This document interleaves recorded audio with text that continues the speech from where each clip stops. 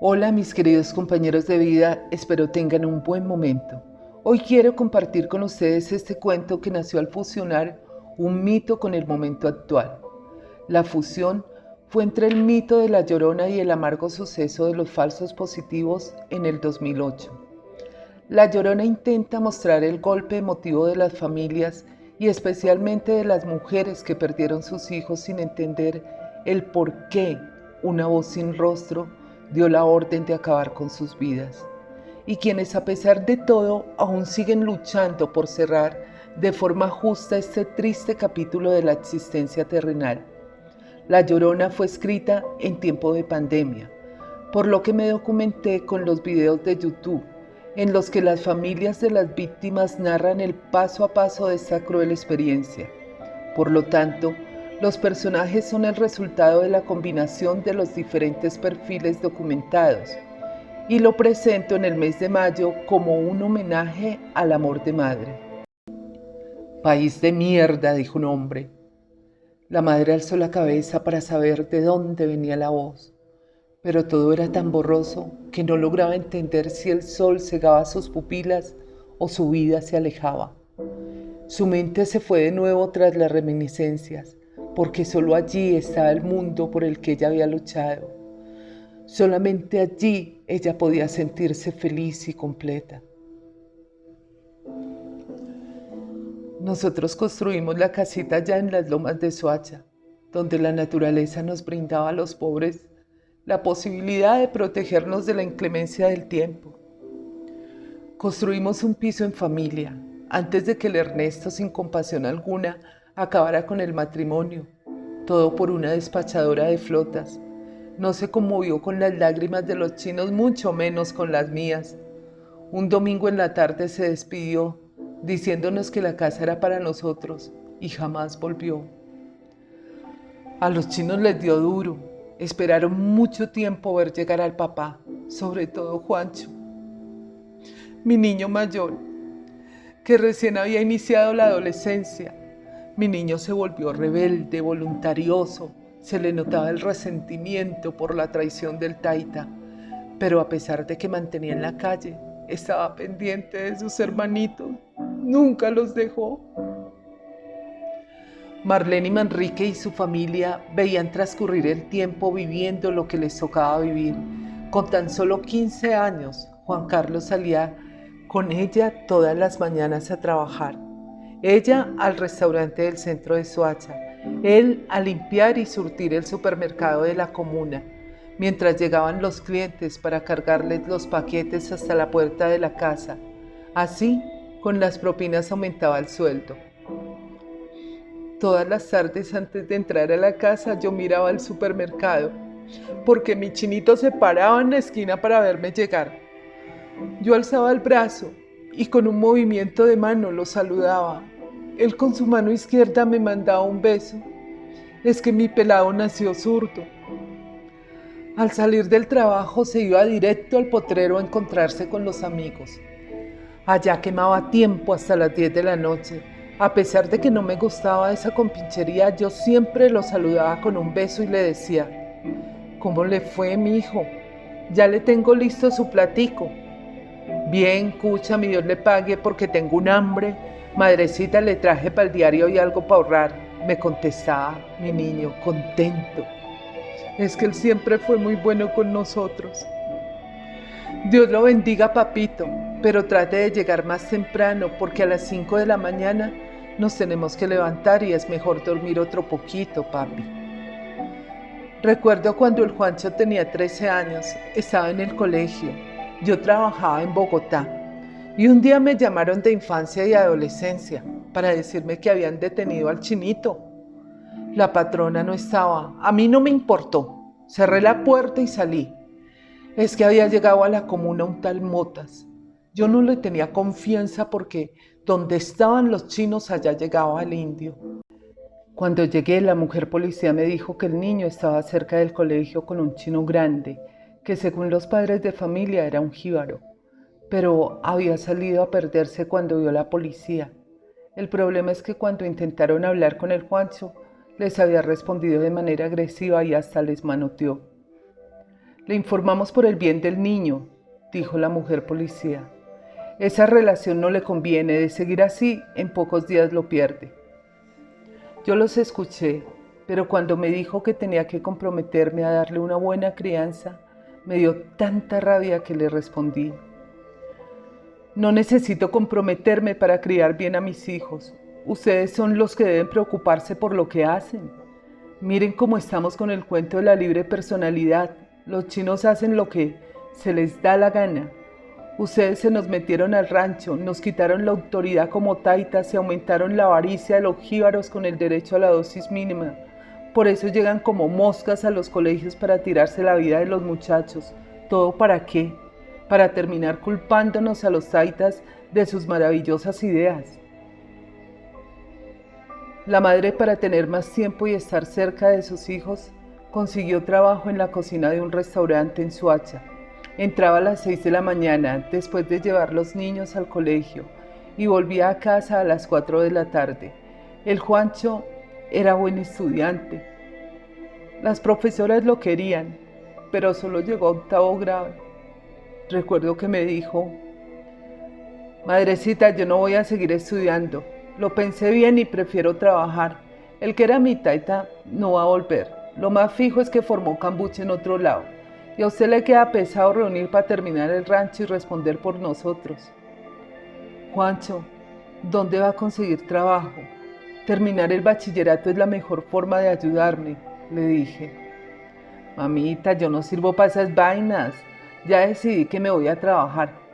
No piense mal, después valido el bachillerato.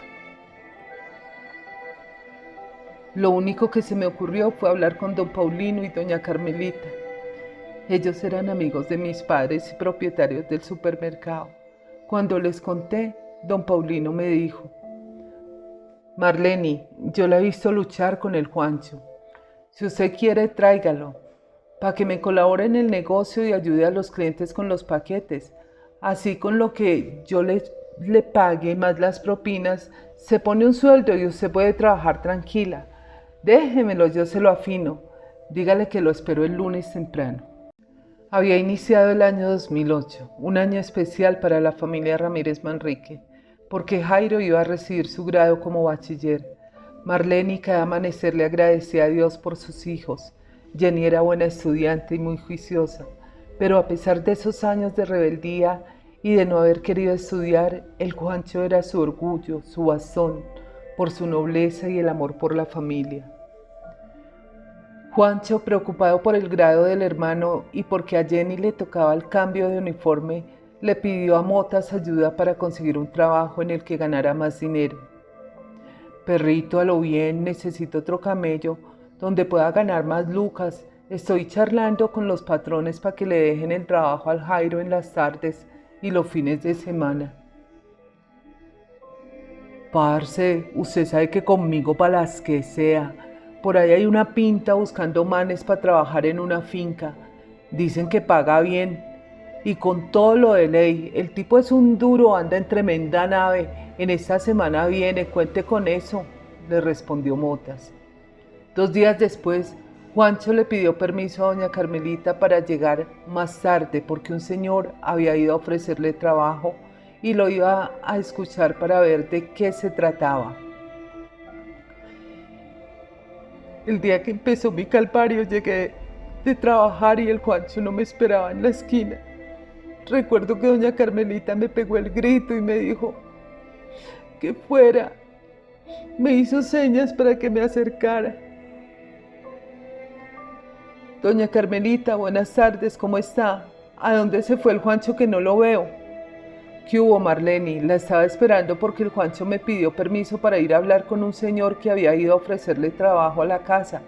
Se fue y no ha vuelto. ¿Cómo así, doña Carmelita? Mi muchacho no me había comentado nada. Él está preocupado por el grado del Jairo. Usted sabe que a mi chino le pesa la responsabilidad y él se hizo cargo del hogar. ¿A qué hora fue eso? Ya hace rato, mija, a la hora del almuerzo. Yo pregunté y la Rebeca me dijo que se había ido en una camioneta de lujo con 2 pelados más. Voy para la casa a ver si está allá o de pronto los hermanos saben algo. Gracias, su merced, yo le aviso. Cuando le pregunté a Jenny me contestó: mamita, imagínese que Juancho vino a almorzar y cuando terminó llegó una super camioneta negra, brillante, nuevecita, y un señor todo serio, casi calvo, le preguntó que si era Juan Carlos Ramírez. Él le dijo que sí y el señor le dijo que estaba buscando trabajadores. El Juancho le contestó que en 5 minutos se veían en la principal. No entiendo por qué ustedes me vienen a salir con esas pendejadas ahora, si saben que eso es un peligro. ¿Quién dijo que los patrones vienen a ofrecer el trabajo a la casa? Ahora toca esperar que llegue, Dios lo cuide. Mamita, no se preocupe que el Juancho no es un huevón. Si no le gusta se viene para acá y listo. Además en el carro iban más chinos, me dijo el Jairo. Cerca de las 10 de la noche le calenté la comida, pero no llegó. Varias veces me asomé por la ventana, solo se veían los gatos y los vecinos que llegaban o salían a guerrear la vida. Al día siguiente salí a trabajar y pasé por el supermercado para avisarle a don Paulino que mi muchacho no había llegado y él nunca había hecho eso. Marlene, pídale a Dios. Yo voy a averiguar con los clientes y cualquier cosa le aviso, me contestó el viejito. Y salí corriendo a la estación de policía. Me dijeron que debía esperar 72 horas. Al terminar el turno en el restaurante, fui al potrero donde se reunía con los amigos y no encontré a nadie. Ni siquiera al tal Motas, que siempre andaba como mosca en todas partes. En la casa tampoco había noticias, los vecinos no sabían nada. En un día, la vida de Marlene había cambiado, convirtiéndola en la madre de un desaparecido. Y en ese mundo no había cabida para pensar en algo diferente que no fuera encontrar el hijo. Los días empezaron a transcurrir viendo cómo cada puerta al cerrarse le abría una herida en el alma. De nuevo oscurecía, nuevamente el estómago se negaba a recibir alimentos y sus ojos a cerrarse. Por momentos las fuerzas la abandonaban y se sentaba frente a la ventana para preguntarse: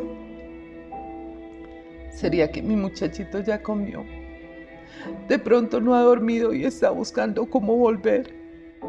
Seguro el celular se le apagó y no tiene cargador. Diosito, ¿y si lo reclutaron? ¿Si se lo llevaron al monte o a la selva? ¿Qué habrá pasado con mi niño? Al cumplirse las 72 horas pidió permiso en el trabajo y se fue a la estación de policía. Le pidieron 5 copias ampliadas de una foto del muchacho y poner la denuncia en la fiscalía. Así inició Marlene su transitar por lo inhumano de la humanidad, porque al llegar a cada institución escuchaba las palabras despectivas de los funcionarios. Señora, no se afane, el muchacho debe estar con la novia o con los amigos en Melgar, y usted aquí, acabando la vida y los zapatos. Mi hijo no tiene novia, yo lo conozco bien. Él nunca amanece en otro lugar que no sea su casa, y mucho menos por tanto tiempo. Yo sé que mi hijo no está bien, respondía Marlene.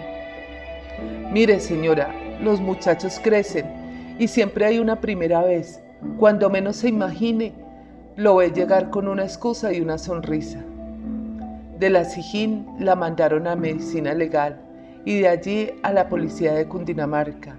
En cada institución dejó las fotografías, datos de su hijo y se santiguó con toda la fe de que allí le iban a devolver a su niño vivo y sano. El día que Juancho llamó, yo estaba poniendo los denuncios. Cuando volví, Jenny estaba feliz. Me abrazó y me dijo que el hermano había llamado. Mamita, mi hermanito llamó, dijo que el trabajo era en una finca, en un pueblo lejos de Bogotá. Habló bajito porque no les permitían hablar con nadie. Le pregunté que de dónde era el pueblo y no me alcanzó a contestar, se cortó la comunicación. ¿A qué hora llamó? Jenny, usted no le preguntó con quién estaba, cuándo viene o qué finca es. Hay que averiguarle todo, mija, y decirle que cómo se fue sin ropa y sin plata, sin esperarme para despedirse. A la madrugada me senté para recordar la maternidad, el nacimiento, su primer mamá, la sonrisa, el diente,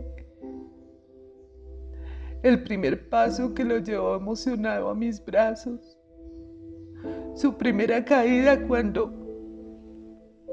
lloramos los dos, y esa última charla cuando me dijo que Jairo y Jenny serían mi orgullo porque iban a estudiar en la universidad para ser profesionales.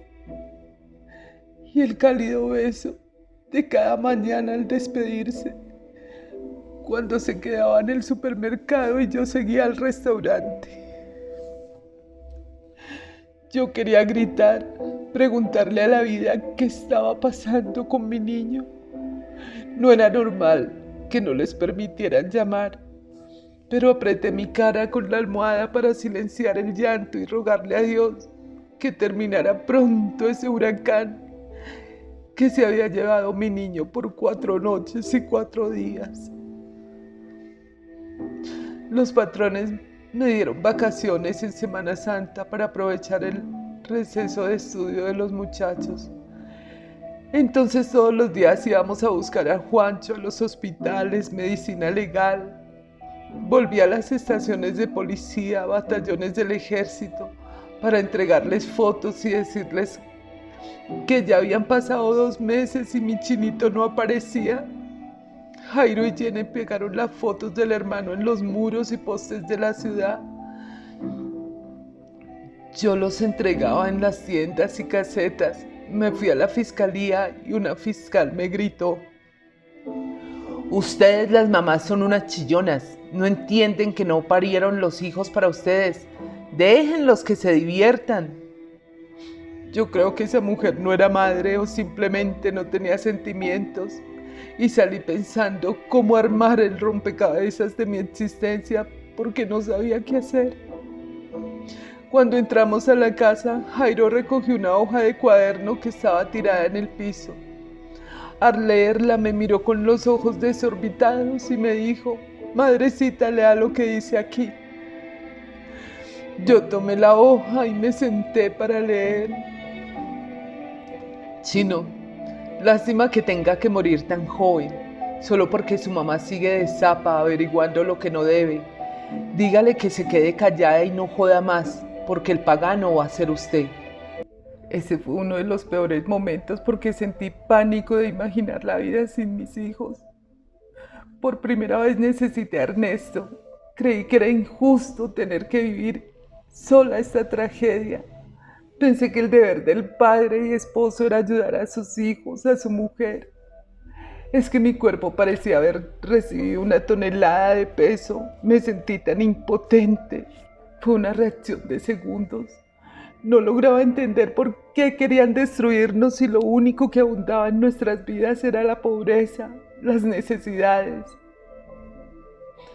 El pánico terminó y pensé que la única realidad era que estaba sola con mis hijos y ellos estaban en peligro. Los tranquilicé con un abrazo y un beso. Oramos, les pedí empacar su maleta y a la madrugada salimos de viaje. Marlene regresó sola a Bogotá, dispuesta a encontrar a Juan Carlos. Sus hijos ya estaban resguardados y ella había nacido en un mundo en el que no hay espacio para el miedo y más aún cuando se trataba de defender la familia. Arrendó su casa y empezó a vivir por temporadas con familiares y amigos hasta cuando las amenazas se lo permitían. Pero el motivo de la lucha justificaba el sacrificio. Cada 8 días cumplía la cita con los rostros de la muerte. Caminaba por cada rincón de la ciudad. Fue asidua visitante de las calles del Cartucho, esquivando los peligros, soportando la inclemencia del clima, sin un peso en el bolsillo, sola, con la esperanza de terminar con la zozobra. Pasados 6 meses de la separación de sus hijos menores, un día de septiembre recibió una llamada de Jenny, diferente a las que le hacía diariamente. Mamita, ¿cómo está? La llamo para que vaya donde don Paulino y mire por internet una noticia que pasaron. Yo hablé con doña Carmelita y le expliqué en qué página podía encontrarla. Vaya tranquila, mamita, la queremos mucho. Ese fue uno de los días más tristes de mi búsqueda. Cuando escuché a mi niña sentí que el calvario había terminado y me iban a crucificar. Tomé un vaso de agua y salí al supermercado. Al cruzar frente a mi casa la sentí vacía, triste. Paré un momento y fijé mis ojos en la esquina del supermercado. En ese instante sentí un vacío en la boca del estómago y mi vientre se enfrió. Don Paulino y doña Carmelita estaban en la puerta con sus ojos fijos en mí. Al llegar les pedí permiso para usar el computador y les repetí lo que había dicho Jenny. Claro, mija, dijo doña Carmelita. La china ya nos llamó, siga, pero antes tómese esta agüita que acabé de preparar. No, doña Carmelita, no quiero nada, solo déjeme mirar la noticia. Los viejos la vieron caminar sin afán, sentarse en la butaca, entrelazar las manos y alzar la cabeza para fijar la mirada en la pantalla. Minutos después repitió la noticia con un poco más de volumen. Son integrantes de bandas delincuenciales al servicio del narcotráfico, muertos en combate, el 24 de enero del 2008, decía el periodista mientras pasaba imágenes de los jóvenes abatidos y Juan Carlos era uno de ellos. La madre pausó el video y fijó sus ojos en la pantalla. Cubrió el rostro con sus manos mientras su mente rebobinaba ese cuarto día de búsqueda. El día que la ley le pedía no buscarlo porque le estaba disfrutando con los amigos. El día que llamó a escondidas porque no le permitían hacerlo. Quizá por eso lo mataron. Tal vez quiso decir algo y no se atrevió a decírselo a la hermanita. La madre rompió en llanto. Ya entendía por qué su vientre estaba frío. Le habían vaciado la vida sin que ella pudiera hacer nada. Mi hijo no era un delincuente. No pertenecía a una banda. ¿Por qué me mataron mi muchacho? ¿Por qué acabaron con su vida? Doña Carmelita, mataron a Juancho, a mi bebé, mi hijo. ¿Se imagina mi chino? Solo, asustado, sin quien lo ayudara. Él no sabía pelear. Y por allá lejos, sin conocer a nadie, debió sufrir mucho y yo aquí sin saber nada. Los viejos se abrazaron a Marlene y todos lloraron. Habían aprendido a querer al muchacho en los 3 años de trabajo. Los vecinos reunieron plata y le dieron a la madre para que viajara a Santander con sus 2 hijos, que ya venían en camino para ir por su hermano. A las 4 de la mañana, la madre salió a encontrarse con lo que le había robado el derecho de compartir con su hijo, con ese algo que le recordaría siempre que había llegado tarde a la cita con el futuro de Juan Carlos, tarde para correr juntos y salvarse. En Ocaña, después de horas de trayecto, apareció un lote cercado con cintas amarillas y custodiado por militares. En la entrada, la familia tuvo que reconocer la foto que mostraban los soldados. ¿Esto qué es? ¿Por qué mi hijo tiene un arma en la mano?, preguntó la madre. Porque su hijo estaba delinquiendo, señora, y murió en un enfrentamiento con el Ejército Nacional. Mi hijo no es ningún delincuente, nunca utilizó un arma. ¿Sabe qué, señora? Las madres nunca terminan de conocer a sus hijos o nunca se cansan de alcahuetearles. Juan Carlos Ramírez Manrique jamás disparó un arma. Yo lo parí, lo crié y lo conocí lo suficiente para saber que no era un antisocial. Y tan cierto es que la foto muestra un arma empuñada en la mano derecha y mi hijo era zurdo, señor. Esa foto es una mentira. Los militares callaron y les señalaron el camino para llegar a la fosa común. La vitalidad desfallecida a cada paso. Crecía la cobardía de pensar lo que iban a ver, el dolor de encontrar a ese hijo y hermano transformado en un cuerpo aterradoramente extraño. Mamita, tengo nervios. No quiero ver a mi hermanito muerto, dijo Jenny llorando. Cálmese, Jenny, si quiere no espere, o espere lejos, pero nosotros tenemos que ir a reconocerlo para que nos los entreguen. En el trayecto escucharon llantos, gritos de angustia y observaron aterrados tras los surcos hombres que sostenían bolsas grandes y mujeres llorando frente a ellos. La zozobra se apoderaba de sus vidas y decidieron no mirar ni escuchar. Agilizaron el paso hasta llegar al sitio que les correspondía, chocándose con el terrible espectáculo del hacinamiento de cuerpos en reposo. Marlene quedó paralizada. Juan Carlos compartía morada con 5 cuerpos más. Jairo se encargó de reconocerlo. El forense preguntó por qué estaba tan seguro y el chiquillo le contestó: porque tiene pegado el dedo meñique a la palma de la mano. El forense observó el dedo y le entregó el cuerpo empacado en una bolsa. La madre se dejó caer frente al grueso plástico y, obligando la vida a vivir, repetía una y mil veces: ¿qué pasó, mi amor?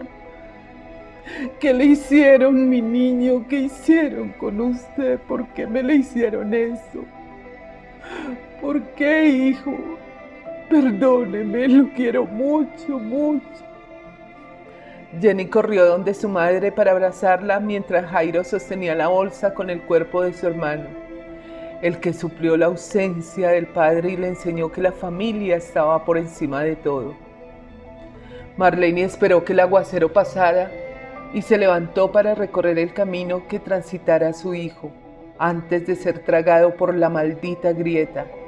Era un terreno extenso, sembrado de arvejas y maíz, alimentos para el pueblo nutridos por la industria de la muerte y regado por las lágrimas de las condenadas a la resignación. Ese día de septiembre, la madre tierra, asqueada de los cultivos de muerte, devolvió a las enlutadas madres los cuerpos de los hijos que parieran y, a cambio del sufrimiento de sus vientres desgarrados, permitió que los sonidos del dolor y el amor de madre se unieran para formar el coro de las lloronas colombianas y enterar a la humanidad de la historia que jamás debe repetirse.